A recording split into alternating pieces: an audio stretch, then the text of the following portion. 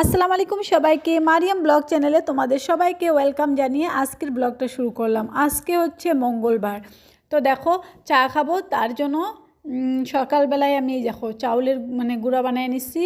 আর হচ্ছে এখন চিতই পিঠা ভাজতেছি। তোমাদের ভাইয়া নতুন খোলা নিয়ে আসছে পিঠা ভাজার, কিন্তু খোলাটা নিচেরটা ঠিক আছে, এই যে উপরে যে ঢাকনাটা এটা কিন্তু আমার পছন্দ নয়। তো আমি যাই হোক এর বাড়ি আর কিছুদিন যখন বেশি ঠান্ডা পড়বে না তখন বাড়ির উপরে নিয়ে আসে এই যে পিঠা ভাজা খোলা, আরও অনেক মাটির বাসন টাসন নিয়ে আসে না, ওই সময় আমি আর একটা কিনে নিব। যেহেতু ওই এখন নিয়ে আসছে আর এটা তো বাজার থেকে নিয়ে আসছে, আবার কি ঘুরিয়ে দেবো, সেই জন্য এটা দিয়ে কাজ চলাইতেছি। তো আর একবার যে পিঠা ভাজা খোলাটা ছিল ওইটা না মুরগির ওই ঘরে আর কি একটা মাচা ছিল, যে ওই মাচার উপরে রেখে দিছিলাম, তো মুরগি একদম লাভ পাইরে পাইরে আমার কিটা খোলাটা ভেঙে ফেলছে। তো দেখো এই যে চিতই পিঠাগুলো ভাজা নিতেছি, সকাল সকাল চিতই পিঠা দিয়ে চা খাবো বলে। তো আমার প্রায় ভাজা শেষ, আর একটাই আছে ওই যে চুলার উপরে, তো ওইটাও নামিয়ে নিই। আর আলহামদুলিল্লাহ পিঠাগুলোও কিন্তু ভালোই হয়েছে। তো ঠান্ডার দিনে সকাল সকাল এই জায়গাটায় রৌদ্র থাকে, আর আমরা এই রৌদ্রের মধ্যে বসেই কিন্তু চা খাই। তো এখনও অত ঠান্ডা পড়ে না, এই জন্য এখানে খাইতেছি না, তো ইনশাআল্লাহ পরে দেখতে পারবে এখানেই খাবো।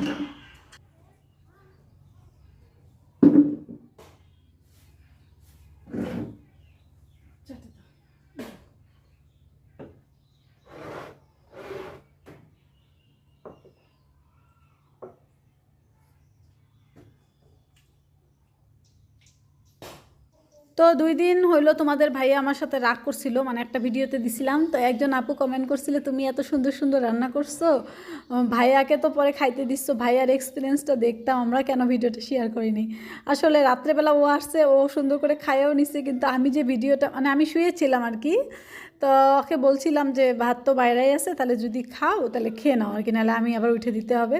তো ও বলতেছে তোমার উঠতে লাগবো না, আমি খাইয়ে নেবো।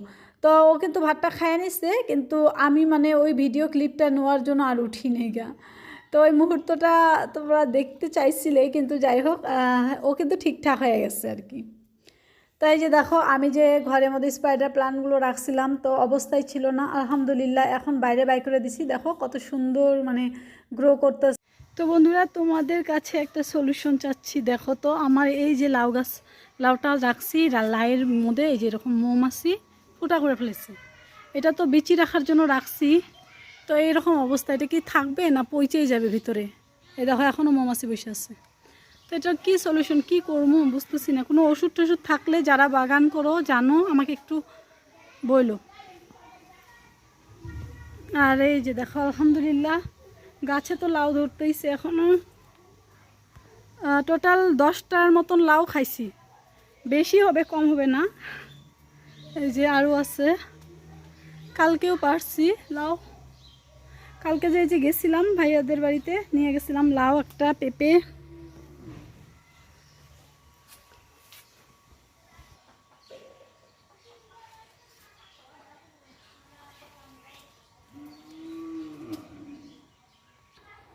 আর এখানে এই যে একটা করলা গাছ বুনছি বস্তার মধ্যে, তো 2টা একসাথে হয়েছে, এখানে করলা আর এই যে বেগুন।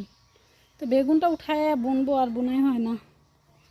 এই যে এখানে শশা, দেখো শশাটা কিন্তু মাচার উপরে উঠছে, কিন্তু একসাথে অনেক গাছ হয়েছে, বুঝতেছি না কী করবো।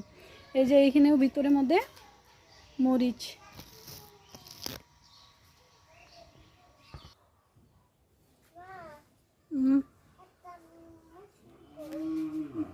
তো সিমগুলো বড় হইতেছে, এখন সিমগুলো তুলবো।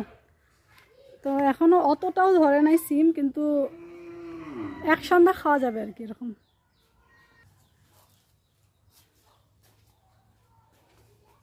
বিসমিল্লাহ। তো বন্ধুরা বাড়িতে 10টা 11টার মতন গাছের থেকে লাউ নামাইছি, কিন্তু তার মধ্যে একটা লাউ আমরা খাইছি জানো। কি বলবো, গাছের থেকে লাউ না নামাইতে মানুষ এসে বাড়ির উপরে দাঁড়িয়ে থাকে, বলে যে বাজার থেকে লাউ নিয়ে আসি আমরা খাইতে পারি না, এরকম টাইপের কথা বলে।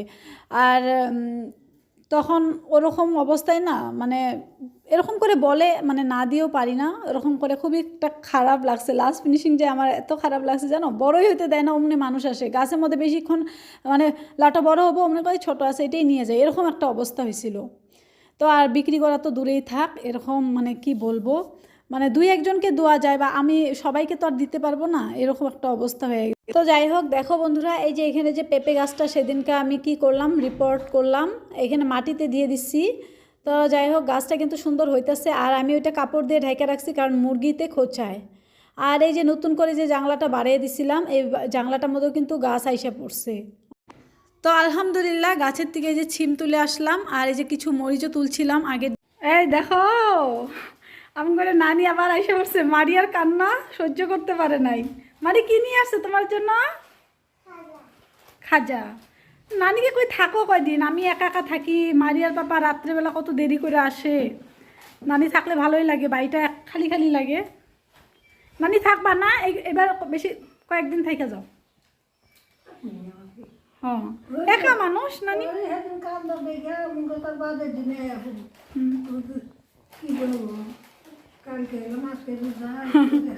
তাই কি হয়েছে? কালকে গেলাম, আজকে এসে তোমার জন্য সবসময় দরজা খোলা। তো চলো, এখন আমি ঘরটাকে সুন্দর করে গোছাবো। আজকে সকাল থেকে ভাবছি যে রুমগুলো সুন্দর করে পরিষ্কার করব, কারণ আলমারির উপরে একদম বোঝা বোঝা হয়ে গেছে জিনিস, প্লাস্টিক টোপলা থুইতে থুইতে। তো কীরকম করে যদি হয়, আমি থুই না, যে তোমাদের ভাইয়াও থয় কোনো সময়, আমিও একটা তেলের বোতল উপরে থুই, এরকম করতে করতে না ভর্তি হয়ে যায় ফ্রিজের উপর, এই আলমারির উপর এরকম হয়ে যায়। তো 2-3 দিন পর পরই আবার সব কিছু নুমে গুছিয়ে নিই। তো এই যে আজকে আবার সকাল সকাল ওই যে পিঠা করছি, তো ওই পিঠার চাউল কিন্তু আমি সকালবেলায় ভিজাইছি, তারপরে সকালবেলায় আবার মিক্সার গ্রাইন্ডারে মানে গুঁড়া করছি, এইতে কিন্তু অনেক সময় গেছে। তারপরেও আবার আগের দিন তো তোমরা জানোই যে আমি ওই যে একটা ভাইয়ের বাড়িতে গেছিলাম ঘুরতে, তো রাত্রেবেলা আস্তে আস্তে অনেক দেরি হয়ে গেছে, ভিডিওটাও এডিট করে রাখি নাই, তো ভিডিও এডিট করতে অনেক সময় চলে গেছে। এই দেখো, তোমাদের ভাইয়া আমার জন্য কতগুলো শ্যাম্পু নিয়ে আসছে, ক্লিনিক+ শ্যাম্পু। তো এই শ্যাম্পুগুলো মানে মাঝে মাঝে এরকম একবারে বেশি করে পাতা এনে দেয়। আর এই যে বাইরের এই পাশের জানলাটা খুলে দিছি, কত সুন্দর করে বাতাস আসতেছে। ঠান্ডার দিনে তো খোলাই যায় না, অনেক বাতাস, আর হচ্ছে গরমের দিনে তো আরামই লাগে। তো যাই হোক, এই বিছনাটাও সুন্দর করে গুছিয়ে টুচিয়ে নিলাম। তো নানি এখানে বসে আছে, আর নানি আসার পরে নানিকে বললাম যে নানি ভাত খাও। নানি বলতেছে আমি ভাত তো খাইয়াই আসছি। তারপরে হচ্ছে নানিকে একটা ফল কাটে দিলাম, মানে একটা আপেল কাটে দিলাম। নানি আর মেয়ে বসে বসে খাইতেছিল, আর আমি কাজগুলো করে নিতেছি। তো কালকে যেহেতু খাসির মাংস রান্না করছিলাম, তোমরা দেখছিলে, আর তোমাদের ভাইয়া তো আসেই নেই বাড়িতে কালকে। আসে নাই বলতে ওই তো রাত্রেবেলা একবারে 2 জন আসছি, মানে ও দিনের বেলা আর খাওয়া দাওয়া করে নাই, ওই তো আমি একটু খাওয়া দিয়ে গেছিলাম। আর কালকের ভাত আর হচ্ছে খাসির মাংস দুটোটাই রয়ে গেছিলো, ওইটা দিয়ে আমার সারা দিনটা চলে গেছিলো। তোমাদের ভাইয়া সকালবেলা মাংসটা গরম করে দিয়েছিলাম, আর একটু ভাতটাও গরম করে দিয়েছিলাম, খাইয়া দিয়ে চলে গেছে। আর আমিও সকালবেলা ওইটাই খাবো বলে রাখছি আর কি। তো নানি আসছে, সেজন্য নানিকে তার বাসি ভাত দিতে পারবো না। তারপরে যাই হোক, আবার আমি একটু পরে রান্না করছিলাম নানির জন্য। তো নানি থাকলে আমার খাওয়া দাওয়াটা একটু ভালো হয়, কারণ হচ্ছে তোমাদের ভাইয়া বাড়িতে না থাকলে না আমি মানে খাওয়া দাওয়া বেশি ভালো করে করাই হয় না।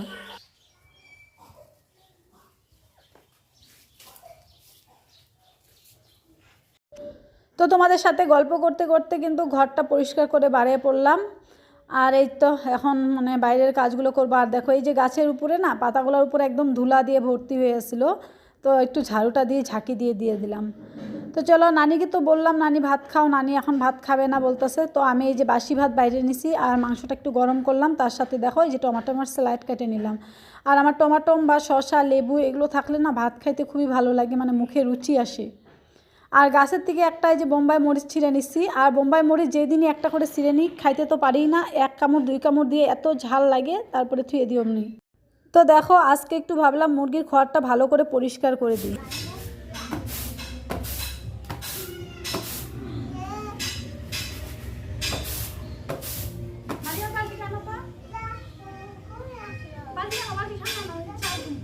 তো আমার চাউল ঝাড়া দেখে আমার নানি হাসতেছে, বলতেছে সর আমি তোকে শিখিয়ে দিই। তো যাই হোক, নানি আমাকে শিখিয়ে দিছে, তো যার তাই, আমি তো আর শিখি নাই, আমি ওই যে আমার মতন করে আবার ঝাড়ি। তো যাই হোক, তারপরও তো ঝাড়তে পারি, আগে তো অতটুকু পারতাম না, মানে চাউল ঝাড়তে পারতাম না, আমি খালি ফু দিয়ে দিয়ে চাউলের তু সুরাইতাম। আলহামদুলিল্লাহ, এখন যতটুকু শিখছি না, কাজ চলে যায় আমার। তো কে হাসে কে কী করে ওইটাতে যায় আসে না, আমাদের আশেপাশের মানুষ অনেক হাসাহাসি করে আমার চাউল ঝাড়া নিয়ে, অনেক কথা মন্তব্য হয়, তো সেগুলোতে আমার যায় আসে না, কারণ নিজের সংসারের কাজ কিন্তু নিজেরই করতে হবে। কে কী বললো সেটা দেখে মাথা মেরে লাভ নাই। আর দেখো আমি এখান থেকে অনেকগুলো শাক পাতা তুলতেছি, নানি আসছে। তো নানি নিজের থেকে বললো যে কতগুলো শাক তুলে দে, আমি বাইছে দিই। তো ভাবলাম যে ভালোই হলো, আমার তো এই শাক ঠাক বাছতে গেলে অনেকটা সময়ও লাগে। আর জুবাইয়ের কয়েকদিন থেকে টিউশন আসতেছে না, ওর বলে জ্বর আসছিল, মানে ফোন করছিলাম জ্বর আসছিল, তো মনে হয়তো জ্বর কমেই নেই নাকি, সেজন্য টিউশনও আসতেছে না। তো আজকেও আসে নাই আর কি। আমি তাড়াতাড়ি কাজ করতেছিলাম যে জুবাইয়ের আইসা পড়বে বলতে, কিন্তু তারপরে যাই অল্প রেস্ট করতে পারছি, জুবাইয়ের আসে নাই। তাই তো শাক পাতা তুলে নানির কাছে দিয়ে দিলাম, যে নানি এই যে কুলাটার মধ্যে করে শাকগুলো বাইছে নিতেছে। আর এখানে যে চাউল ঝাড়া হয়েছে, তো ওই যে টুসগুলো পড়ছে, দেখো মুরগি বাচ্চালা মুরগিগুলো একটু ভয়ও পায় না, কিছুই না, একদম মানে ভিতরে ঢুকে চাউল খাওয়া শুরু করছে। তো এখানে মেয়ে আবার হঠাৎ করে রুম থেকে চাউল নিয়ে এসে যেখানে দিল, আমি এখন উঠানটা ঝাড়ু দিব, ওকে বলতেছি যে এখন দিলা কেন, তাহলে আমি ঝাড়ু দিয়ে নিই তারপরে দিতে পারতাম। তো যাই হোক, এর মধ্যে কিন্তু মুরগির বাচ্চাগুলো চাউল টাউল খায় এখান থেকে সরেও গেছে। আর আমার উঠানের মধ্যে এত বাঁশের পাতা কিসের জন্য জানো? ওই যে চালের উপরে যে বাঁশের কুঞ্চিগুলো দিছে, ওর মধ্যে অনেক পাতা আসিল। আর বৃষ্টি হলো কতদিন, বৃষ্টিতে পড়ছে, এখন আবার হালকা হালকা রোদ্র উঠতেছে, তার মধ্যে সব বাঁশের পাতাগুলো ওই চিপা চাপি দিয়ে পড়ে উঠানের মধ্যে একদম লাইগে ধরে আছে। আর উঠানটা এত বাজে দেখা যায় এই বাঁশের পাতাগুলোর জন্য। তো কিছু করার নাই, এর মধ্যে ধরো যখন পুরা কটকটা রোদ্রু উঠবে তখন কিন্তু উঠানটা শুকিয়ে যাবে, তখন বাঁশের পাতাগুলো আবার ছাইড়া যাবে, মানে ঝাড়ু দিতে নিলে উঠে আইসা পড়বে।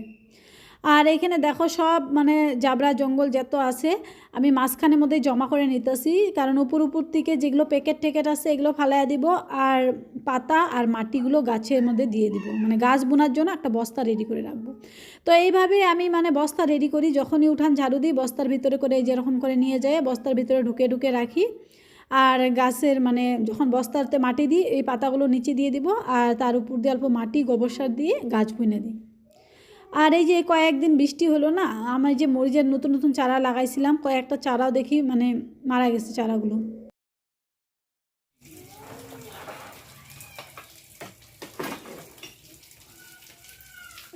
তো বন্ধুরা দেখো, এই যে কলের পাড়ে বাসন আর কাপড় নিয়ে বসে পড়ছি।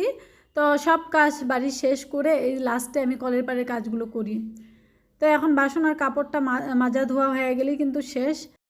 তো দেখো কতদিন থেকে চুলার মধ্যে রান্না করা হয়, আর মনেও থাকে না যে বাসনগুলো কালি হয়। এই কালির বাসনগুলো এখানে নামায়, মানে যে কড়াইগুলো নামায় না, কলপাটটাকে একদম কালি করে ফেলছি। তো কি করতে হবে, এটা সার্ফ দিয়ে ভালো করে আমার কলের পাটটাকে ঘষে ধুইতে হবে, তাহলে উঠে যাবে। তো বন্ধুরা দেখো, আমার নানি অনেকগুলো ভাত খায়, এইটুকু ভাত খায়, তাও আমি জোর করে দিলাম, এতটুক দিলেই কয় কমে থো খাও।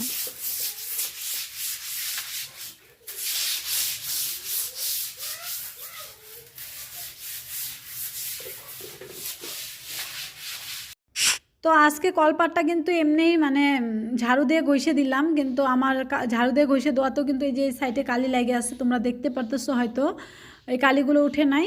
তো যাই হোক, এটা হচ্ছে কালকে উঠাবো ইনশাল্লাহ। আর এই যে আমি এখানে জ্যাকেট একটা ভিজিয়ে রাখছি আমার, আর এই জ্যাকেটটা না ওই বছর হয়তো কোন সময় পরছিলাম মনেও নাই গা, এখানে মধ্যে দেখি একটু নোংরা লাগে রয়েছে আর কি, হালকা দাগ লাগে রয়েছে। আর এখন তো প্রায় ঠান্ডার দিন চলে আসছে, সেই জন্য ভাবলাম এটা কি করে নিই, ভালো করে ধুয়ে নিই। আর এই জ্যাকেটটা বেশি পরা হয় না আমার, যখন পরি যে বাইকে যদি কোনোখানে যাই, মানে লং রাস্তা যাই আর কি, বাইকের মধ্যে তো বেশি ঠান্ডা লাগে, ঠান্ডার দিনে বাইকে এমনি কাপড় পিনলে খুবই মানে কি হয়, সেজন্য বাইক দিয়ে ঘোরাফেরার জন্য এই জ্যাকেটটা আমি কিনছিলাম, মানে তোমাদের ভাইয়াই আমাকে চয়েস করে নিয়ে দিছিল আর কি। তো এই জ্যাকেটটা পিনলে মানে বাইকের মধ্যে বসলে না একদম মানে ভিতরে হাওয়া ঢুকে না, মানে একদম প্যাক করে রয়েছে আমি এমন লাগে। তো যাই হোক, আজকের ব্লগটা কিন্তু বন্ধুরা আর বড় করব না, এখানে শেষ করছি। ইনশাল্লাহ নেক্সট আর একটা ব্লগ নিয়ে আসবো।